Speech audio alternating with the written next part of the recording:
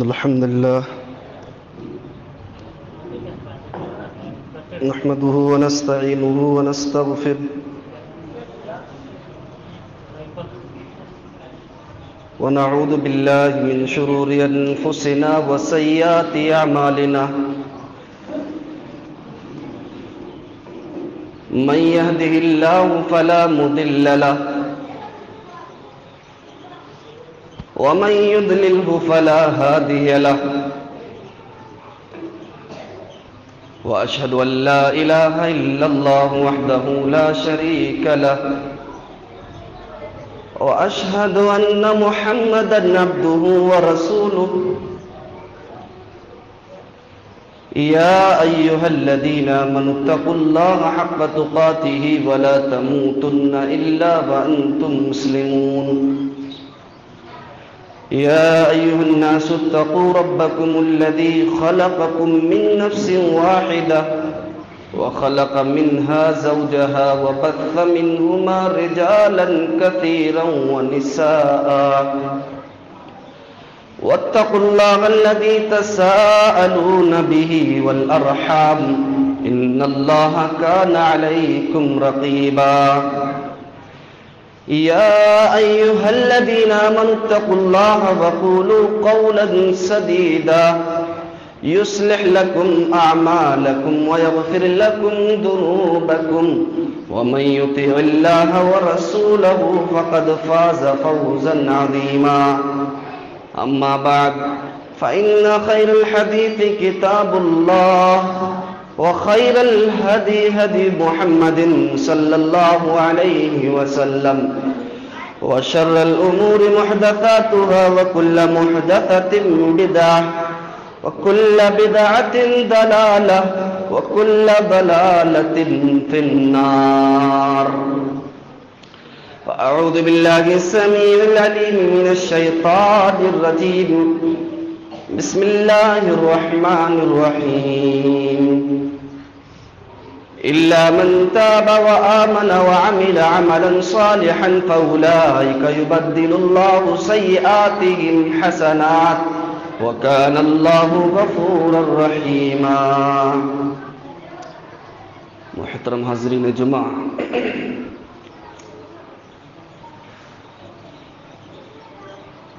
آپ حضرات کے سامنے سورہ فرقان کی ایک آیت کریمہ کی تلاوت کی گئی، اسی تعلق سے ہمارا موضوع بھی ہوگا۔ الحمدللہ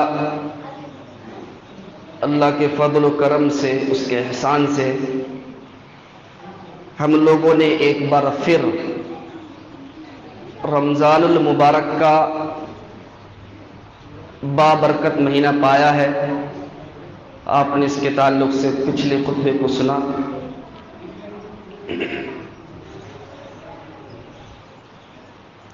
اسی مناسبت سے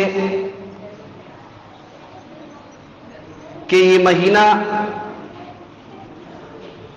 صرف کھانے پینے کا مہینہ نہیں، یہ مہینہ افطاری کے ٹائم دسترخوان کو فل کرنے کا مہینہ نہیں، بلکہ جہاں یہ مہینہ رحمتوں برکتوں والا ہے، وہیں یہ مہینہ اللہ کی جانب لوٹ کر آنا اور اس سے اپنے گناہوں کی بخشش کروانا، یعنی کہ یہ مہینہ توبہ و استغفار کا مہینہ ہے۔ بفضلہ تعالی 6 روزے الحمدللہ بڑے آسانی کے ساتھ، بڑے اطمینان کے ساتھ چلے گئے اور پتہ بھی نہیں چلا۔ اب یہ جو چند دن یا چند روزے جو بچے ہیں، 23 یا 24، ان کے اندر ابھی بھی اللہ سبحانہ و تعالی نے ہمیں ٹائم دے رکھا ہے، وقت دے رکھا ہے۔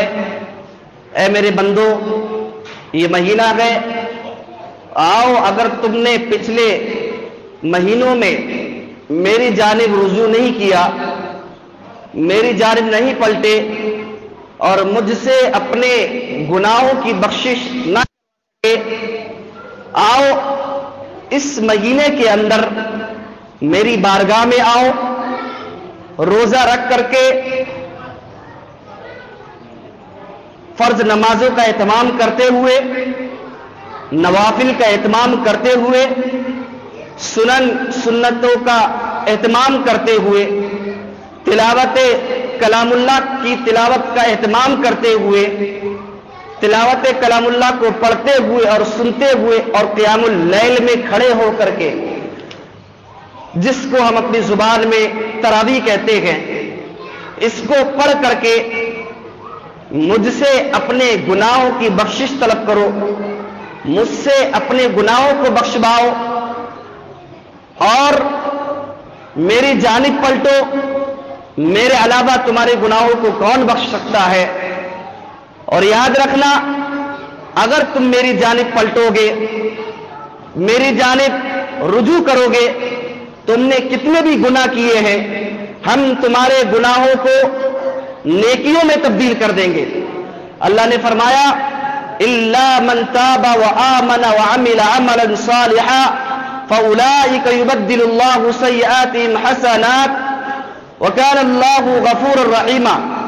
جن لوگوں نے توبہ کی، ایمان لے کر کے آئے، عمل صالح کیا، اللہ فرماتا ہے ہم ایسے لوگوں کے گناہوں کو ان کی نیکیوں سے تبدیل کر دیتے ہیں۔ اگر انہوں نے گناہ کیے ہیں بہت زیادہ، اللہ فرماتا ہے میری جانب میں لوٹو پلٹو، اپنی پیشانی کو رگڑو، اپنے ہاتھوں کو پھیلاؤ، اپنی جھولیوں کو پھیلاؤ، میری جانب میں آ کر کے اپنی پیشانی کو رگڑتے ہوئے اپنی آنکھوں سے آنسو نکالو، پھر میں تمہارے گناہوں کو نیکیوں میں تبدیل کر دوں گا، بھلے ہی تم نے نیکی نہ کی ہو۔ اللہ فرماتا ہے شرط یہ ہے کہ تم توبہ کر لو۔ وَكَانَ اللَّهُ غَفُورًا رَحِيمًا، تم اللہ سبحانہ و تعالیٰ کو بہت زیادہ بخشنے والا، بے حد رحم کرنے والا پاؤ۔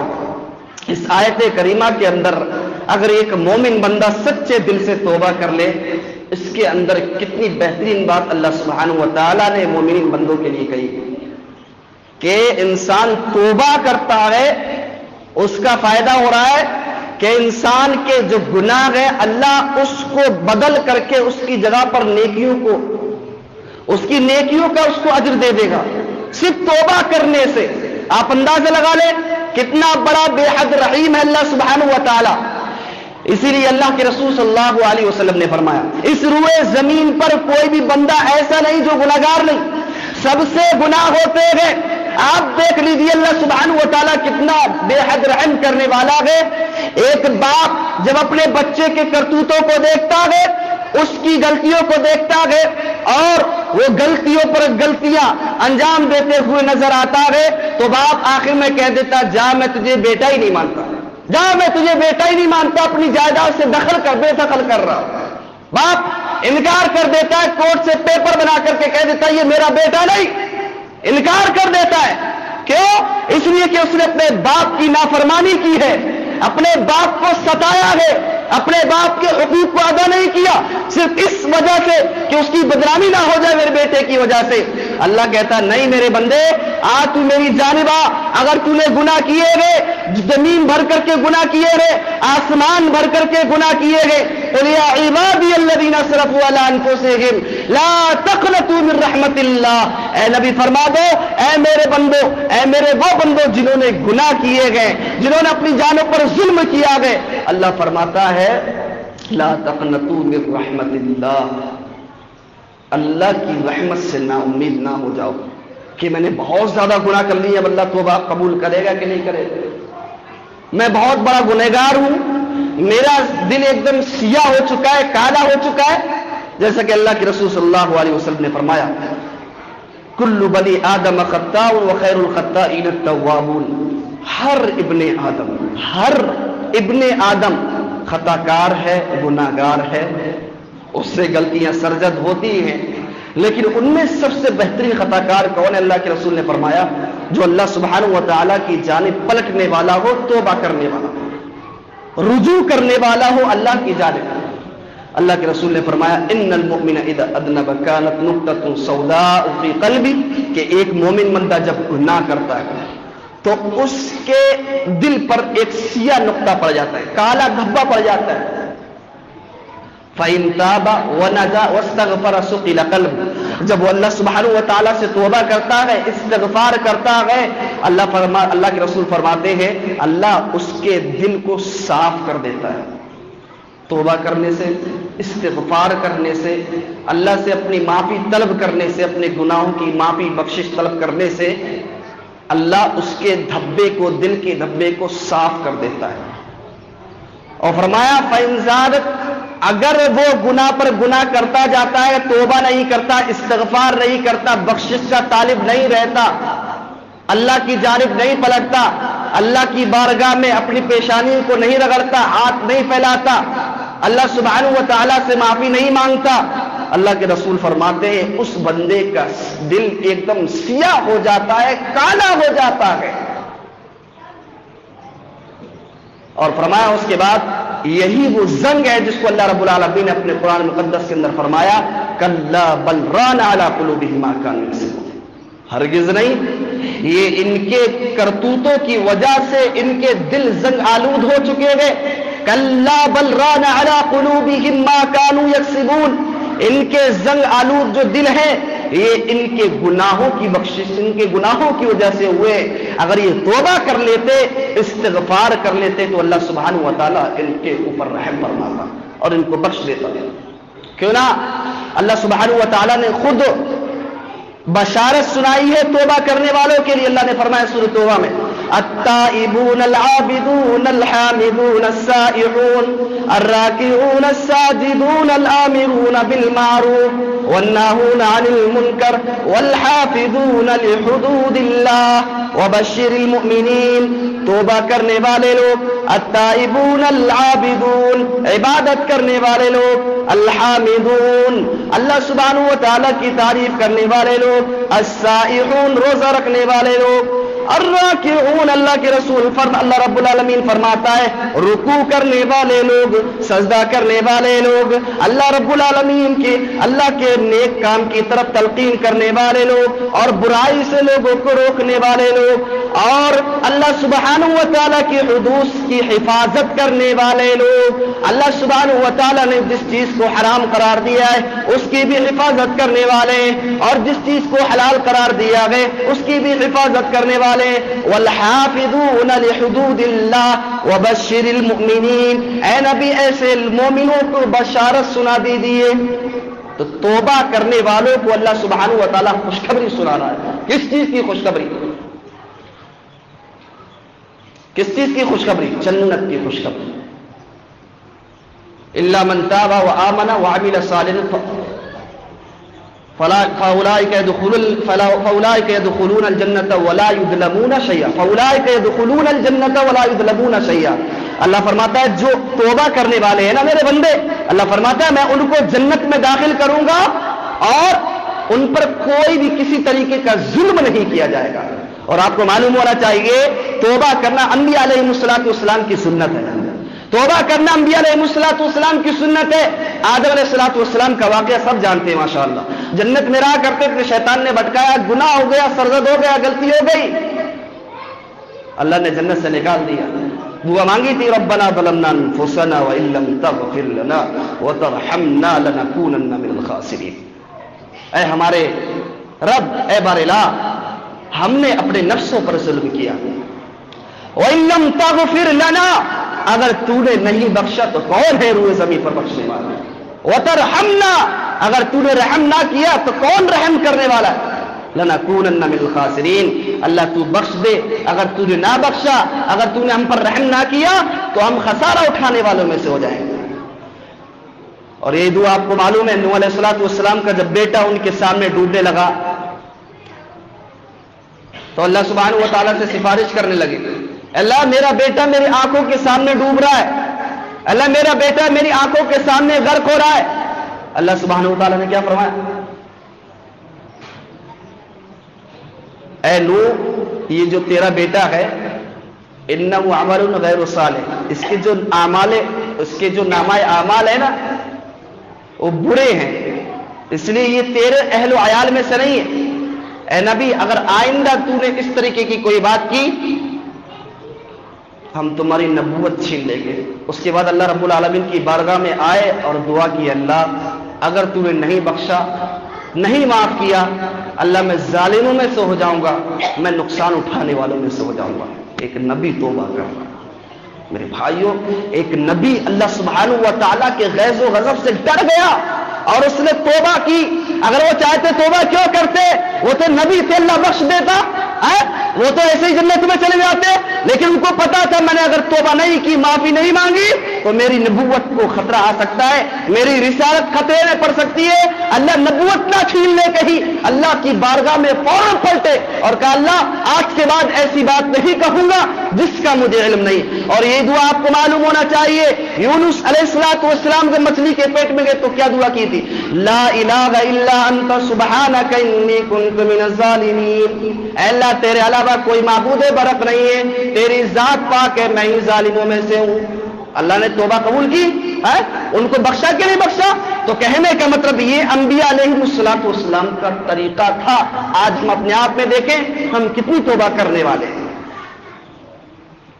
زیادہ نہیں، 6 رمضان گزر چکے، ہم نے کتنے اللہ سبحانہ و تعالیٰ کی بارگاہ میں آنسو بہائے وہ دیکھیں۔ اور اللہ کے رسول صلی اللہ علیہ وسلم ایک دعا مانگا کرتے تھے، آپ کو معلوم ہے؟ ہم نماز پڑھتے ہیں الحمدللہ، اگر صحیح معنوں میں نماز کے ساتھ ہمیں ترجمہ اگر ہم نے یاد کیا ہوتا تو اس دعا کو پڑھ کے ہم نماز کے اندر رونا شروع کر دیں۔ اللہ کے رسول نے دعا سکھائی کہ نہیں سکھائی؟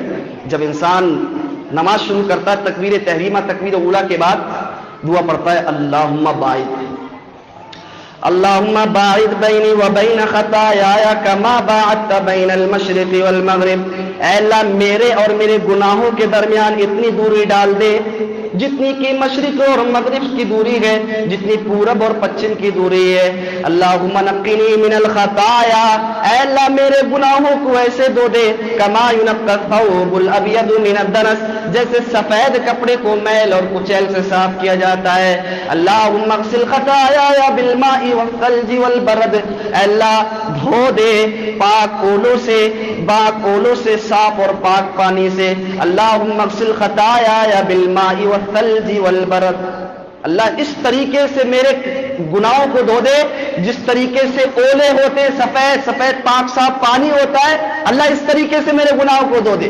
اور اللہ کے رسول صلی اللہ علیہ وسلم نے حضرت ابو بکر صدیق کو ایک دعا سکھلائی۔ میرے بھائیو جب ہم نماز شروع کر رہے ہیں تو بھی اللہ رب العالمین سے استغفار کر رہے ہیں، توبہ کر رہے ہیں، جب نماز سے نکل رہے ہیں التحیات اخیرہ کے اندر بیٹھتے ہیں ایک دعا پڑھتے ہیں اللہم انی ظلمت نفسی ظلما کثیرا، اے اللہ میں نے اپنی جان پر بہت ظلم کیا ہے، میں نے اپنے نفس پر بہت ظلم کیا ہے، ظلما کثیرا بہت زیادہ ظلم کیا ہے، ولا یغفر الذنوب الا انت، اے اللہ اگر تو نے مجھے نہیں بخشا، تو نے مجھے معاف نہیں کیا، تو نے مجھے میرے گناہوں سے پاک و صاف نہیں کیا، اے اللہ تو کون ہے سوئے زمین پر جو مجھے پاک و صاف کرنے والا ہو؟ ولا یغفر الذنوب الا انت فاغفر لی مغفرۃ من عندک، اے اللہ اپنے فضل سے اپنے پاس سے مجھے بخش دے، انک انت الغفور الرحیم، اے اللہ تو بخشنے والا ہے، رحم کرنے والا ہے۔ نماز شروع کر رہے ہیں تو بھی ہم کیا کر رہے ہیں؟ اللہ سے اپنے گناہوں کی معافی مانگ رہے ہیں، جب نماز سے نکل رہے ہیں تب بھی اللہ سے اپنے گناہوں کی معافی مانگ رہے ہیں۔ اور جو سلام پھیرنے کے بعد ہم کیا پڑھتے ہیں؟ سب سے پہلے جملے استغفر اللہ استغفر اللہ۔ ارے ہم نے تو اچھا کام کیا تھا تو ہم استغفار کیوں کریں؟ ہمیں استغفار کرنے کی کیا ضرورت پڑتی تھی؟ ہم تو نماز سے نکلے تھے تو پھر ہم استغفار کیوں کریں؟ بخشش کیوں طلب کریں؟ میرے بھائیوں اس لیے کہ ایک بندے کے اندر گھمنڈ نہ آ جائے، تکبر نہ آ جائے کہ میں نے اللہ کی بارگاہ میں سجدہ کیا، میں بہت بڑا متقی ہوں، پرہیزگار ہوں۔ نہیں، اللہ میں نے جو تیرے بارگاہ میں جو نمازیں پڑھی ہیں اگر وہ قبول نہ ہوئی ہو، اللہ اگر میں نے صحیح معنوں میں تیرے حبیب جناب محمد رسول اللہ صلی اللہ علیہ وسلم کے طریقے کے مطابق نماز نہ پڑھی ہو، اللہ مجھے بخش دینا، مجھے معاف فرما دینا۔ اللہ گناہگار کو چاہیے تھا، اس کو حکم دیا جانا چاہیے تھا تو استغفار کر، تو توبہ کر، لیکن اللہ سبحانہ و تعالیٰ نے نماز کے فوراً بعد فرما دیا کہ استغفار کرو۔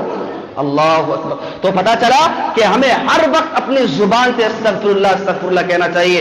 اس لیے کہ حسن بصری رحمہ اللہ کے پاس کئی لوگ آئے اور کہا ہمارے یہاں بارش نہیں ہو رہی ہے. پھر ایک بندہ آیا, اس نے کہا اولاد نہیں ہو رہی. اس نے کہا, ایک بندہ اور آیا, اس نے کہا کہ ہمارے پاس باغات میں پانی وغیرہ کا کوئی انتظام نہیں ہو پا رہا ہے. تو کہا استغفار کرو. شاگردوں نے پوچھا, ارے امام صاحب آپ نے سب کو ایک ہی نسخہ بتلا دیا, علاج ایک ہی بتایا, مرض اور بیماری الگ ہے. کہا میں کیوں نہ بتاؤں, اس لیے کہ اللہ سبحانہ و تعالیٰ نے خود فرما دیا فَقُلْتُ اسْتَغْفِرُوا رَبَّكُمْ إِنَّهُ كَانَ غَفَّارًا يُرْسِلِ السَّمَاءَ عَلَيْكُمْ مِدْرَارًا وَيُمْدِدْكُمْ بِأَمْوَالٍ وَبَنِينَ وَيَجْعَلْ لَكُمْ جَنَّاتٍ وَيَجْعَلْ لَكُمْ أَنْهَارًا. اے قوم نوح, اے میری قوم کے لوگوں, تم اللہ سبحانہ و تعالیٰ سے استغفار طلب کرو. فَقُلْتُ اسْتَغْفِرُوا رَبَّكُمْ إِنَّهُ كَانَ غَفَّارًا, وہ بہت زیادہ بخشنے والا ہے. یرسل السماء علیکم مدرارا, وہ آسمان سے تمہارے اوپر آسمان سے بارشوں کا نزول فرمائے گا. ویمددکم باموال, اور تمہارے مالوں میں زیادتی کر دے گا, تمہاری اولاد تمہارے خاندان کو بڑھا دے گا, اور تمہارے لیے جن باغات کے لیے نہروں کو جاری کر دے گا. استغفار کرنے کا یہ فائدہ ہوا.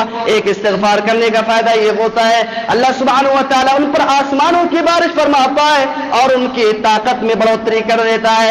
آج مسلمان طاقت قوت کے لیے کیا کیا کوششیں نہیں کر رہا ہے. اللہ کے رسول صلی اللہ علیہ وسلم کے اوپر قرآن مقدس جو نازل کیا گیا اس کو کھول کر کے دیکھو. اللہ کے رسول کے پیارے اللہ کے رسول صلی اللہ علیہ وسلم کے اوپر قرآن جو نازل کیا گیا اس میں حضرت نوح علیہ الصلوۃ والسلام کا تذکرہ ہے. انہوں نے کہا یا قوم استغفروا ربکم ثم توبوا الیہ یرسل السماء علیکم مدرارا وَيَزِدْكُمْ قُوَّةً إِلَىٰ قُوَّتِكُمْ. اے لوگو, تم اللہ سبحانہ و تعالیٰ سے اپنی گناہوں کی بخشش طلب کرو, اس لیے کہ اس کی وجہ سے اللہ آسمانوں سے بارشوں کا نزول فرمائے گا اور تمہاری طاقت قوت کو بڑھا دے گا. استغفار کرنے سے, خالی زبان سے استغفار نہیں, استغفر اللہ سے, دل سے استغفار کرنا, دل سے استغفار کرنا ہے, خالی زبان. اچھا, اسی طریقے سے توبہ کرنے کی کچھ شرائط بھی ہے. تو ان میں سے ایک شرط یہ کہ انسان خلوص کے ساتھ توبہ کرے, ایک دم پکی سچی سے توبہ کرے. اللہ رب العالمین نے فرمایا یا ایھا الذین آمنوا توبوا الی اللہ توبۃ نصوحا, اے ایمان والو اللہ سبحانہ و تعالیٰ سے توبہ کرو, پکی سچی توبہ, پکی سچی, آج کے بعد کروں گا ہی نہیں. دوسرا, ندامت اور شرمندگی ہونی چاہیے اپنے گناہوں پر کہ میں نے جو گناہ کیا ہے اللہ میں رو رہا ہوں. اور معلوم ہے جو بندہ اپنے گناہوں پر روتا گئے اللہ سبحانہ و تعالیٰ سے جب توبہ استغفار کرتا ہے اللہ کو بہت محبوب. اللہ کو دو قطرے بہت محبوب ہیں. ایک جہاد فی سبیل اللہ کی راہ میں جہاد کرنے والے ایک بندے کے جسم سے جو خون کا قطرہ گرتا ہے وہ, اور ایک وہ قطرہ جو اللہ سبحانہ و تعالیٰ کے غیظ و غضب سے, اس کے ڈر سے, اس کے خوف سے انسان کی آنکھوں سے جو آنسو گرتا ہے وہ بظاہر میں تو آنسو ہے, اللہ کی قسم حقیقت میں وہ خون کا قطرہ ہے. تو کہ انسان جب روتا ہے نا, دل سے روتا ہے, کلیجہ نکل کر کے آ جاتا ہے, اس کے بعد وہ جا کر کے خون جو ہے وہ آنسو بنتا ہے. ایسے ہی آنسو نہیں بن جاتا. اللہ کے ڈر سے جو بندہ روئے گا وہ ہل جائے گا, تھر تھر کانپنا شروع کر دے گا, اس پر اللہ سبحانہ و تعالیٰ کا خوف طاری ہو جائے گا. اس لیے اخلاص اور اللہ سبحانہ و تعالیٰ کے جب توبہ استغفار کرو تو اس پر شرمندگی ہونی چاہیے, شرمندگی. اسی طریقے سے اصرار نہیں کرنا چاہیے. توبہ کیا, استغفار کیا, نماز پڑھ کے گئے, پھر باہر میں پھر وہی گناہ, پھر نماز پڑھے, پھر وہی گناہ. مثال کے طور پر ایک بندہ بیٹھا ہوا ہے, شراب کا جام اس کے پاس رکھا ہوا ہے, شراب کا گھونٹ پیا, استغفر اللہ استغفر اللہ, پھر شراب کا گھونٹ پیا, پھر کہا استغفر اللہ ہی میرے.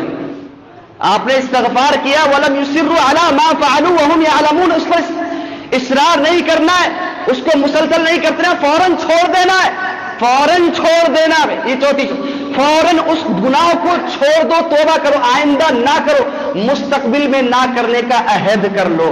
اسی طریقے سے موت کے آنے سے قبل توبہ کر لو, ورنہ جب موت کا وقت ہوگا اس وقت توبہ قبول نہیں ہوگی. اس لیے کہ فرعون کا واقعہ آپ کو سب کو معلوم ہوگا جب وہ ڈوبنے لگا تھا تو اس نے کیا کہا؟ ایمان لے کر کے آؤ موسیٰ اور ہارون کے رب پر، یا میں اس پر ایمان لے کر کے آؤں جس پر بنی اسرائیل، جو قوم بنی اسرائیل ہے وہ ایمان لے کر کے آئے؟ اللہ نے فرمایا الآن وقد عصیت قبل وکنت من المفسدین، نہیں اب نہیں، ٹائم جا چکا ہے، وقت ختم ہو چکا ہے۔ اس لیے میرے بھائیوں یہ نہ سوچو کہ ہم جب موت کے بڑھاپے میں چلے جائیں گے تو توبہ کریں گے، استغفار کریں گے، نہیں۔ جب اللہ سبحانہ و تعالیٰ نے زندگی دی ہے ابھی اللہ سبحانہ و تعالیٰ کی بارگاہ میں پلٹو اور فوراً اللہ سبحانہ و تعالیٰ موت کے آنے سے قبل توبہ کر لو، ورنہ کہیں ایسا نہ ہو اللہ سبحانہ و تعالیٰ ہماری روح کو قبض کر لے۔ اسی طریقے سے میرے بھائیوں آپ کو معلوم ہونا چاہیے وہ واقعہ کہ جس نے 99 قتل کیے تھے، آپ کو سب کو معلوم ہوگا واقعہ صحیح بخاری کا واقعہ کہ 99 قتل کرنے کے بعد وہ گیا، اب توبہ کرنے کا اس کے دل کے اندر کچھ خیال آیا، چلو میں نے بہت گناہ کیے ہیں، توبہ کر لیں اللہ رب العالمین کی بارگاہ میں۔ اللہ سبحانہ و تعالیٰ کی رحمت سے نا امید نہیں ہونا چاہیے، فوراً اللہ سبحانہ و تعالیٰ کی بارگاہ میں آئے، لا تقنطوا من رحمت اللہ۔ اس نے پوچھا کہا مجھے کسی عالم صاحب کا راستہ بتاؤ، کسی نے اس کو پادری کا راستہ بتلا دیا، ایک پادری تھا اس کا راستہ بتلا دیا۔ اس نے کہا نہیں بھائی تمہاری توبہ قبول نہیں ہو سکتی، اس نے تلوار لی، اس کو بھی اڑا دیا، اس کی گردن کو اڑا دیا، اس نے شتک پورا کر لیا۔ اس سے پتا چلا کہ کوئی صوفی جو سنت ہوتے ہیں، صوفی سنت جو ایک کٹھیا میں جنگل میں جا کر کے اپنا ڈیرا بنا لیتے ہیں، الگ تھلگ رہتے ہیں معاشرے سے، ان کے پاس اگر کوئی بندہ جائے گا تو گمراہ ہو جائے گا، اس لیے کہ ان کے پاس علم نہیں ہوتا ہے، وہ اپنی سوچ دوڑاتے ہیں۔ ہاں یہ بھی صحیح ہے۔ اس نے کہا نہیں تمہاری دعا قبول نہیں ہوگی، تمہاری توبہ قبول نہیں ہوگی، اس نے اس کو بھی اڑا دیا۔ 100 پورے ہو گئے، پھر اس نے کسی اور سے پوچھا، کہا بھائی مجھے کسی عالم صاحب کا راستہ بتلاؤ، اس نے اس کو کسی عالم صاحب کا کسی نے اس کو راستہ بتلا دیا۔ پھر اس کے بعد اس نے کہا رے بھائی کیوں نہیں آپ کی توبہ قبول ہوگی، آپ نے جب سچے دل سے توبہ کرنی ہے انشاءاللہ کیجئے، اور فلاں بستی کی طرف چلے جاؤ، وہاں کے لوگ بڑے نیک ہیں، بڑے نیک لوگ ہیں۔ اس لیے وہ بندہ جب جانے لگا فلاں بستی کی طرف تو اس کی روح قبض ہو گئی، فرشتے آ گئے آسمان سے فرشتے آ گئے، جال ملائکۃ الرحمہ، رحمت کے فرشتے آئے اور غضب کے فرشتے آئے، عذاب کے فرشتے آئے۔ اس کے بعد رحمت کے فرشتوں نے کہا روح میں لے کر کے جاؤں گا، عذاب کے فرشتوں نے کہا روح میں لے کر کے جاؤں گا۔ دونوں میں مباحثہ ہونے لگا، بحث و مباحثہ شروع ہوا۔ پھر اس کے بعد ایک فرشتے کو اللہ سبحانہ و تعالیٰ نے آسمان سے بھیجا کہ جاؤ ان کے درمیان فیصلہ کر دو۔ فیصلہ کیا کہ جہاں کی زمین کم باقی ہوگی، اگر نیک والی زمین کم باقی ہوگی، توبہ والی زمین کم باقی ہوگی، تو اللہ سبحانہ و تعالیٰ فرماتا ہے کہ اس کو رحمت کے فرشتے اس کی روح کو لے کر کے جائیں گے۔ اگر گناہ والی زمین زیادہ باقی ہوگی، گناہ والی زمین اگر کم باقی ہوگی تو اللہ کے رسول صلی اللہ علیہ وسلم فرماتے ہیں کہ اللہ سبحانہ و تعالیٰ نے فرمایا کہ اس کی روح کو عذاب والے فرشتے لے کر کے جائیں گے۔ اللہ کے رسول صلی اللہ علیہ وسلم فرماتے ہیں اللہ سبحانہ و تعالیٰ نے اپنے حکم سے اس زمین کو کم کر دیا، اور وہ زمین اس کی جب ناپی گئی، جو توبہ والی زمین تھی، نیک لوگوں کی بستی والی جو زمین تھی، اس کو کم کر دیا گیا، تو اس کو رحمت کے فرشتے لے گئے۔ سبحان اللہ سبحانہ و تعالیٰ نے اس کی توبہ کو قبول فرما لیا۔ تو پتہ چلا کہ ہمیں توبہ کرنی چاہیے۔ اسی طریقے سے اللہ کے رسول صلی اللہ علیہ وسلم کے دور میں ایک غزوہ پیش آیا، بڑا ہی پیارا واقعہ ہے، اللہ ایسی توبہ سبحان اللہ کے رسول صلی اللہ علیہ وسلم کے دور میں ایک غزوہ پیش آیا جس کو غزوہ تبوک کے نام سے جانتے ہیں۔ یہ غزوہ بڑی پریشان حالی اور تنگ دستی کے دور میں پیش آیا تھا۔ مسلمانوں کے پاس صحیح سے کھانے پینے کے لیے، لڑنے دوڑنے کے لیے ہتھیار نہیں تھے، اوزار نہیں تھے، راستے میں سفر کرنے کے لیے کوئی ساز و سامان نہیں تھا۔ اس غزوے کے اندر کس سے مقابلہ کرنا تھا؟ اس دور میں پوری دنیا کی جو سپر پاور جو فوج تھی وہ روم کے پاس تھی۔ اللہ نے سورہ روم کا تذکرہ کیا، سورہ روم کے تعلق سے پوری سورت اتار دی اللہ نے۔ سپر پاور ملک اس وقت روم تھا، اس کے پاس سب سے پاورفل کیا تھی؟ فوج تھی۔ تو اللہ کے رسول صلی اللہ علیہ وسلم کو پتا چلا کہ وہ لوگ آپ صلی اللہ علیہ وسلم پر چڑھائی کرنے والے ہیں، آپ پر حملہ کرنے والے ہیں۔ غزوہ تبوک، یاد رکھنا غزوہ تبوک۔ اس کے بعد آپ صلی اللہ علیہ وسلم نے 30,000 صحابہ کرام کو لیا، 30,000 صحابہ کرام کو لیا اور تبوک کی طرف روانہ ہو، جو تقریباً مدینہ سے 700 کلومیٹر دوری کے فاصلے پر، 700 کلومیٹر کی دوری کے فاصلے پر تھا غزوہ تبوک، جس کو نام دیا جاتا ہے، وہی تبوک کا میدان تھا۔ تو آپ صلی اللہ علیہ وسلم صحابہ کرام کو لے کر کے چل دیے، پہنچ گئے۔ اس کے بعد 3 صحابہ اکرام، کچھ منافق بھی تھے، کچھ بوڑھے لوگ بھی تھے، لیکن 3 صحابہ اکرام جو اللہ سبحانہ و تعالیٰ اور اس کے رسول صلی اللہ علیہ وسلم سے محبت کرنے والے تھے، سچے تھے، ان کے دل کے اندر ایمان باقی تھا، وہ منافق نہیں تھے. تو آپ صلی اللہ علیہ وسلم کے ان 3 صحابہ اکرام نے اس غزوہ تبوک میں بغیر کسی عذر کے، بغیر کسی پریشانی کے جانا چھوڑ دیا، نہیں جا پائے. غزوے سے پہلے کعب ابن مالک کہتے ہیں کہ میں روزانہ سوچتا ہوں کب نکلیں گے، کب نکلیں گے، کب نکلیں گے. آخر وہ دن آ گیا کہ اللہ کے رسول صلی اللہ علیہ وسلم 30,000 صحابہ اکرام کو لے کر کے چلے گئے اور میں رہ گیا. 3 صحابہ اکرام تھے. یاد رکھنا، مکہ، لفظ مکہ، اس میں 3 حرف ہے، میم کاف ہا. میم سے مرارہ ابن ربیعہ، کاف سے کعب ابن مالک، ہا سے ہلال ابن امیہ. یہ 3 صحابہ. مکہ کو یاد رکھے تو 3 صحابہ اکرام کے نام یاد ہو جائیں گے. یہ 3 صحابہ اکرام اس غزوے میں نہیں پہنچ پائے تھے. مرارہ ابن ربیعہ، کعب ابن مالک، ہلال ابن امیہ، یہ 3 صحابہ اس غزوے میں نہیں پہنچ پائے. اللہ کے رسول پہنچ گئے اور وہاں پر جا کر کے پوچھا، ارے میں کعب ابن مالک کو نہیں دیکھ. صحیح بخاری کا واقعہ ہے، تقریباً 4418 نمبر کی حدیث صحیح بخاری کی. فرمایا کہ میں کعب ابن مالک کو نہیں دیکھ رہا ہوں، 30,000 کا لشکر ہے، سبحان اللہ. لیڈر دیکھو، 30,000 کے لوگوں میں فوراً پوچھا کہ کعب نظر نہیں آ رہے، کیسا لیڈر ہے. ہر بندے پر اللہ کے رسول صلی اللہ علیہ وسلم کی نظر پڑتی ہے. ایسے ہی پوری دنیا میں اسلام کا پرچم نہیں پھیل گیا میرے بھائیوں. 30,000 کے لوگوں میں نظر پڑی، کعب نہیں دکھ رہے، کہاں ہے؟ اللہ اکبر. ہم اپنے بچوں پر نظر نہیں رکھ سکتے، 4-5 بچے ہوتے ان پر نظر نہیں رکھ پاتے. آپ 30,000 کے لشکر میں پوچھ رہے کعب ابن مالک کہاں ہے. سبحان اللہ. ایسا لیڈر مسلمانوں اللہ رب العالمین نے تمہیں دیا. سبحان اللہ وبحمدہ سبحان اللہ العظیم. ایک بندہ آیا، اللہ کے رسول صلی اللہ علیہ وسلم، ان کے خاندان کا کوئی بندہ تھا. اللہ کے رسول صلی اللہ علیہ وسلم شاید ان کو ان کے مال و زر نے ان کو روک رکھا ہے، یعنی 2 کپڑوں کے کناروں نے ان کو روک رکھا ہے، چادر کی 2 کناروں نے ان کو روک رکھا ہے، یعنی مال و زر نے ان کو غزوے میں آنے سے روک دیا. معاذ کھڑے ہوئے کہ اللہ کے رسول ایسی بات نہیں ہے، میں جانتا ہوں کعب ابن مالک کو، وہ بہت اچھے نیک بندے ہیں، اللہ والے ہیں، مجھے معلوم ہے.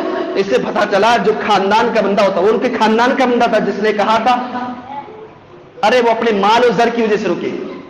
کیا بولتے ہیں اس کو؟ گھر کا بھیدی لنکڑ ہے، بولتے نا گھر کا بھیدی لنکڑ ہے. تو وہی کعب بن مالک کے تعلق سے جس نے کہا، جس نے ان کی برائی کی وہ ان کے خاندان کا تھا. معاذ نے کہا نہیں اللہ کے رسول وہ تو بہت نیک بندے. اس کے بعد یہ غزوہ تبوک پیش نہیں آیا، یعنی کہ لڑائی نہیں ہوئی، لڑائی چل بسی، لڑائی نہیں ہو پائی، کسی طریقے سے ٹل گئی. اس کے بعد سارے کے سارے صحابہ اکرام اور اللہ کے رسول صلی اللہ علیہ وسلم مدینہ تشریف لاتے ہیں. اس کے بعد پتا چلا کہ آپ صلی اللہ علیہ وسلم آ رہے. کعب ابن مالک پریشان ہے، ہلال ابن امیہ پریشان ہے، مرارہ ابن ربیعہ پریشان ہے. آپ صلی اللہ علیہ وسلم مدینہ میں پہنچ گئے اور منافقین لوگوں نے اپنے اپنے عذروں کو بیان کرنا شروع کر دیا کہ ہم فلاں عذروں کی وجہ سے نہیں جا سکتے. منافق لوگ تھے بھائی. ظاہر میں تو اللہ کے رسول نے ظاہری حکم لگایا، باطنی حکم کسی پہ نہیں لگا سکتا کوئی بندہ. یہ اندر سے ایسا ہے. آج ہمیں ہوتے نہیں ہوتے، کیا کرتے؟ ارے اس کے دل میں میرے تعلق سے یہ چل رہا، اس کے دماغ میں میرے تعلق سے پلاننگ میں چل رہی ہے. یہ بدگمانی ہے میرے بھائی. بھلے ہی آپ کا کتنا بھی بڑا دشمن ہے، آپ بدگمانی نہیں کر سکتے. اللہ کے رسول نے ان کے تعلق سے بدگمانی نہیں کی، ان کا معاملہ اللہ کے اوپر چھوڑ دیا. کہا ٹھیک ہے بھائی جاؤ تم. کچھ بزرگ تھے ان کے پاس تو عذر تھا بھائی، کمزور تھے بیچارے. کچھ بچے تھے ان کے پاس بھی عذر تھا، بچے تھے. اب یہ 3 صحابہ اکرام رضوان اللہ علیہم اجمعین کیا کرے؟ لوگوں نے کہا دیکھو بھائی کعب بن مالک، سارے لوگ جو نہیں گئے تھے انہوں نے جھوٹ بول کر کے اپنی جان چھڑا لیے. آپ صلی اللہ علیہ وسلم نے چھوڑ بھی دیا، ان کو کچھ نہیں کہا، تم بھی جھوٹ بول دو. کعب بن مالک کہتے ہیں، یہی اس حدیث کو بیان کرتے ہیں. کعب بن مالک کہتے ہیں میرے دل میں خیال آیا چلو اللہ کے رسول صلی اللہ علیہ وسلم کے پاس جا کر کے جھوٹ بول دیتے ہیں. پھر بعد میں میرے دل میں خیال آیا نہیں، اگر میں نے اللہ رب العالمین کے پیارے حبیب جناب محمد رسول اللہ صلی اللہ علیہ وسلم کے پاس جھوٹ بول دیا، اللہ سبحانہ و تعالیٰ کوئی آیت نازل نہ کر دے میرے تعلق سے، اس کے بعد تو اور مسئلہ ہو جائے گا. پھر انہوں نے عہد کر لیا کہ میں سچ بولوں گا انشاءاللہ، میں جھوٹ بولوں گا ہی نہیں. آپ صلی اللہ علیہ وسلم کے پاس گئے اور جانے کے بعد کہا اللہ کے رسول صلی اللہ علیہ وسلم میرے پاس کوئی عذر نہیں ہے، میں نہیں جا پایا. سستی تھی میرے پاس، سستی آ گئی تھی. میں نے سوچتا جاؤں گا، آخر آپ لوگ چلے گئے، میں نہیں جا پایا. मुनाफिकीन लोग तो बच गए भैया जान छुड़ा करके, लेकिन ये तीनों साहबा किराम ने सच बोला। अब काब इब्न मालिक के ताल्लुक से लोगों, अल्लाह के रसूल ने फरमाया, ऐ लोगों, मदीना के लोगों, काब इब्न मालिक से रिश्ता नाता सलाम दुआ बंद कर दिया जाए, उनसे कोई बंदा बातचीत नहीं करेगा। ऐ अल्लाह, किस आजमाइश में काब इब्न मालिक को डाल दिया गया है। मेरे भाइयों, वो साहबा इकराम रिज़वानुल्लाहि अलैहिम अजमाइन है, उनको आजमाइश के अंदर डाला जा रहा है। अल्लाह अल्लाह, काब इब्न मालिक से बातचीत करना बंद कर दिया है। काब इब्न मालिक कहते, मैं जब बाजारों में जाया करता, लोगों से सलाम किया करता, कोई भी मेरे सलाम का जवाब नहीं दिया करता। मैं एक मरतबा बाग में गया, मैंने अपने चचाजाद भाई से गुफ्तगू की, हज़रत कतादा रज़ियल्लाहु तआला अन्हु से सलाम किया, उन्होंने मेरे सलाम का कोई जवाब नहीं दिया, मेरी बात का कोई जवाब नहीं दिया। काब इब्न मालिक कहते हैं, मेरी आंखों से आंसू जारी हो गए। अल्लाह अल्लाह, कैसे मुती फरमाबरदार थे अल्लाह के नबी जनाब मोहम्मद रसूलुल्लाह सल्लल्लाहु अलैहि वसल्लम के साहबा इकराम के एक जुबान, एक लफ्ज, एक जुमला अल्लाह के रसूल की जुबान से निकला कि काब इब्न मालिक से, मुरारा इब्न रबिया से, हिलाल इब्न उबैया से कोई भी गुफ्तगू नहीं करेगा, कोई भी बातचीत नहीं करेगा, कोई सलाम दुआ नहीं करेगा, कोई रिश्तेदारी नहीं करेगा। अल्लाह अकबर, 40 दिन तक। काब कहते, जब मैं बाग में अपने चचाजाद भाई से मिला तो मेरी आंखों में आंसू आ गए, उन्होंने मेरे सलाम का जवाब नहीं दिया, मेरी बात नहीं सुनी कोई। कहा, अल्लाह के ऊपर तुम्हारा मामला। 40 दिन तक इन लोगों का बाइकाट कर दिया गया। गुनाह क्या था? सिर्फ सुस्ती की वजह से ग़ज़वे तबूक में शामिल हुए, जबकि ग़ज़वे बदर में ये लोग शामिल हुए थे, ग़ज़वे उहद में भी शामिल हुए थे, लेकिन ग़ज़वे तबूक में सुस्ती की वजह से शामिल ना हो सके, इन्होंने एक्सेप्ट कर लिया। रूम के बादशाह ने खत भेजा काब इब्न मालिक के पास। काब ने सुना है भाई तुम्हारे नबी, तुम्हारे हबीब जनाब मोहम्मद रसूलुल्लाह सल्लल्लाहु अलैहि वसल्लम ने, तुम्हारे लीडर ने तुम्हारा बाइकाट कर दिया, आओ हमारे पास आओ, हमारे यहां पर जानशीन बन जाओ, तुम्हारे हाथों में मालो दौलत के खजाने दे दिए जाएंगे। काब इब्न मालिक ने उस खत को लिया और खत को तन्नूर में डाल दिया, आग में डाल दिया। कहा, नहीं, मेरे नबी जनाब मोहम्मद रसूलुल्लाह सल्लल्लाहु अलैहि वसल्लम की दुश्मनी, गैज़ो गज़ब बेहतर है तेरी मोहब्बत के, तेरे माल और जायदाद और तेरे हाकिम हुक्मरान बनाए जाने से। अल्लाह, ऐसे साहबा इकराम थे। कहते हैं कि जब अल्लाह के रसूल मदीना में आए तो मैंने अल्लाह के रसूल को सलाम किया, आप सल्लल्लाहु अलैहि वसल्लम ने सलाम का जवाब नहीं दिया, सिवाय आप सल्लल्लाहु अलैहि वसल्लम मुस्कुराए, ऐसा मुस्कुराए गोया कि आप सल्लल्लाहु अलैहि वसल्लम नाराज थे। जैसे होता कोई बंदा गुस्सा होता है, उससे आप जाकर के मिलो तो इस तरीके से मुस्कुराएगा, आप पहचान किस तरीके से साहबा इकराम अल्लाह के रसूल को पढ़ने वाले थे कि आप सल्लल्लाहु अलैहि वसल्लम नाराज हैं, खुश हैं, जबकि आप सल्लल्लाहु अलैहि वसल्लम मुस्कुरा रहे, हंस रहे, उसके बावजूद साहबी कहते हैं काब इब्न मालिक कि मैंने देखा सल्लल्लाहु अलैहि वसल्लम इस तरीके से मुस्कुराए गोया कि आप सल्लल्लाहु अलैहि वसल्लम नाराज, और हकीकत में आप सल्लल्लाहु अलैहि वसल्लम नाराज थे। कहते हैं कि अल्लाह के रसूल, जब मैं नमाज के अंदर होता तो आप सल्लल्लाहु अलैहि वसल्लम मुझे देखते, और जब मैं नमाज पढ़ता, नमाज के बाद फारिग होता, मैं तिरछी नजर से आप सल्लल्लाहु अलैहि वसल्लम को देखता तो आप सल्लल्लाहु अलैहि वसल्लम फौरन चेहरे को मोड़ लेते थे। क्या गुजर रही होगी साहबा इकराम पर, इन तीनों साहबा या काब इब्न मालिक पर क्या गुजर रही होगी। 40 दिन तक बाइकाट कर दिया गया। ऐलान आ गया, इनसे कह दो जा करके इनकी बीबियां भी इनसे अलग कर दी जाए, और इनसे कह दो अपनी बीबियों से दूर हो जाओ।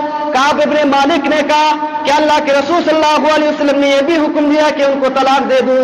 कहा, तलाक देने की जरूरत नहीं है। काब इब्न मालिक कहते हैं, मैंने अपनी बीबी को मायके भेज दिया ताकि मैं उससे मिल ना सकूं, उससे मुलाकात ना कर सकूं, उससे मुबाशरत ना कर सकूं, क्योंकि मैं जवान आदमी हूं। हिलाल इब्न उमैया ने तो अपनी बीबी को अपने पास में उनकी बीबी ने अपने पास में रहने की अल्लाह के रसूल सल्लल्लाहु अलैहि वसल्लम से सलाह ली। अल्लाह के रसूल सल्लल्लाहु अलैहि वसल्लम, मेरे शौहर तो बूढ़े हो चुके हैं, उनकी खिदमत करने वाला कोई बंदा मौजूद नहीं है, इसलिए कि मेरे शौहर बूढ़े हैं, इसलिए मैं ही उनकी खिदमत के लिए हमेशा तैयार रहती हूं। कहा, ठीक है, तुम्हें इजाजत है। काब इब्न मालिक की बीबी को इजाजत नहीं मिली और उनका बाइकाट कर दिया। काब इब्न मालिक कहते हैं कि मैं नमाज में सुबह को जब सहरी का वक्त था, मुनादी ने ऐलान लगाया, ऐ काब इब्न मालिक, मुरारा इब्न रबिया, हिलाल इब्न उमैया तुम्हारी दुआ को अल्लाह ने कबूल कर लिया है। वअला सलासति الذين خلفوا حتى إذا ضاقت عليهم الأرض। मेरे भाइयों, अल्लाह के रसूल सल्लल्लाहु अलैहि वसल्लम ने ऐलान करने वाले को ऐलान करने के लिए भेज दिया। काब इब्न मालिक कहते हैं, मैंने जैसे ही ऐलान अपने कानों से सुना, मैं सजदे में गिर गया और अल्लाह सुब्हानहू व तआला के लिए शुक्राने का सजदा करना शुरू कर दिया। मेरी आंखों से आंसू जारी हो गए। मैं अल्लाह के रसूल सल्लल्लाहु अलैहि वसल्लम के पास आया कि अल्लाह ने मेरी तौबा को कबूल फरमा लिया है। हमने 50 दिन तक रो रो करके अल्लाह से तौबा इस्तिग़फ़ार किया। सिर्फ गलती ये थी कि सुस्ती की वजह से ग़ज़वे में शामिल ना हो सके। अल्लाह अल्लाह अल्लाह के रसूल से कहते हैं काब इब्न मालिक, अल्लाह के रसूल मैंने अहद किया था मैं सारा माल अल्लाह के रास्ते में कुर्बान कर दूंगा जब मेरी तौबा को कबूल कर लिया जाएगा। अल्लाह के रसूल ने फरमाया नहीं काब इब्न मालिक, तुम अपने सारे माल को कुर्बान ना करो, बल्कि कुछ जरूरत के सामान को अपने पास में रख लो। मेरे प्यारे भाइयों, आज हम सर से लेकर के पैर तक गुनाहों में मुलव्वस हैं, लटपट हैं। दिन रात हर सेकंड हर मिनट में हमसे गुनाह सरजद हो रहे हैं। कभी हमें तौफीक हुई है कि हम अल्लाह की बारगाह में आकर के अपने गुनाहों की बख्शिश तलब करें। फुज़ैल इब्न अयाज़ जो एक बेहतरीन बड़े डाकू, माहिर डाकू थे, बहुत बड़े डाकू थे फुज़ैल इब्न अयाज़। एक ताबी गुजरे फुज़ैल इब्न अयाज़, बड़े डाकू थे, चोर थे बहुत बड़े। जब गुजरते थे किसी रास्ते से, काफिला वहां से डर करके भाग जाता, अकेले ही लूट लेते पूरे काफिले, इतने बड़े थे। फुज़ैल इब्न अयाज़ जब एक मर्तबा एक घर के अंदर चोरी करने के लिए जाते हैं, और मेरे भाइयों तुमने कितने गुनाह किए? कोई गुनाह नहीं किया। उसने तो 100 गुनाह किए थे, 100 कत्ल किए थे, अल्लाह ने उसको बख्श दिया है। फुज़ैल इब्न अयाज़ ने जब एक मर्तबा चोरी करने का इरादा किया, जैसे ही घर के अंदर उतरे, आयत का कान के अंदर से टकराई, अलम यानी लिल्लज़ीना आमनू अन तख़शा क़ुलूबुहुम लिज़िक्रिल्लाह। क्या अब भी वो वक्त नहीं आया है कि अल्लाह के जिक्र को सुन करके तुम्हारे दिल कांप उठे, कि तुम तौबा करने लग जाओ? फुज़ैल इब्न अयाज़ ने जैसे ही कान के अंदर आवाज सुनी, फौरन मस्जिद की तरफ रुख करते हैं। रात का वक्त है, मस्जिद के अंदर जाकर के सजदे में सजदारेज हो जाते हैं। अल्लाह की बारगाह में इतना रोते गए, इतना रोते हैं, वहां के नमाजी लोग बयान करते गए कि उनके आंसुओं की वजह से वहां की जमीन खुश्क हो गई थी, वहां की जमीन तर हो गई थी, वहां की जमीन गीली हो गई थी। लग रहा था कि किसी ने पानी बहा दिया है। अजान हो गई, अभी तक सजरेज हुए हैं। अजान के बाद इकामत कह दी गई। लोगों ने पूछा ये कौन बंदा है? ऐ बंदे तूने कितने गुनाह किए हैं? कौन सा गुनाह तू करके आया है कि अल्लाह सुब्हानहू व तआला की बारगाह में इतना लंबा सजदा कर रहा है? कौन सा तूने ऐसा गुनाह किया है जिसका तुझे डर है तो जहन्नम में चला जाएगा, जन्नत तेरे हिस्से में नहीं आने वाली है? लोगों ने उनको पकड़ करके उठाया। जब नमाज का टाइम हुआ, देखा ये तो फुज़ैल इब्न अयाज़ है, ये तो हमारे मोहल्ले का, हमारे गांव का डाकू है, हमारे गांव का माहिर डाकू है फुज़ैल इब्न अयाज़। सब लोग हैरान हो गए। अल्लाह अकबर। मेरे भाइयों, उन्होंने गुनाह किया था, उनके कानों में एक आवाज पहुंची और अल्लाह रब्बुल आलमीन की बारगाह में तौबा करने की कोशिश नहीं की, बल्कि फौरन तौबा की। तौबा की कोशिश नहीं करनी है, फौरन तौबा करनी है। गुनाह छोड़ने की कोशिश नहीं करनी है, फौरन गुनाह छोड़ना है। मौत से आने से पहले अल्लाह रब्बुल आलमीन से दुआ के बारे हम तमाम मुसलमान भाइयों को सही मानों में इस्तिग़फ़ार, तौबा इस्तिग़फ़ार की करने की तौफ़ीक़ अता फरमा। व आखिरु दावाना अल्हम्दुलिल्लाहि रब्बिल आलमीन।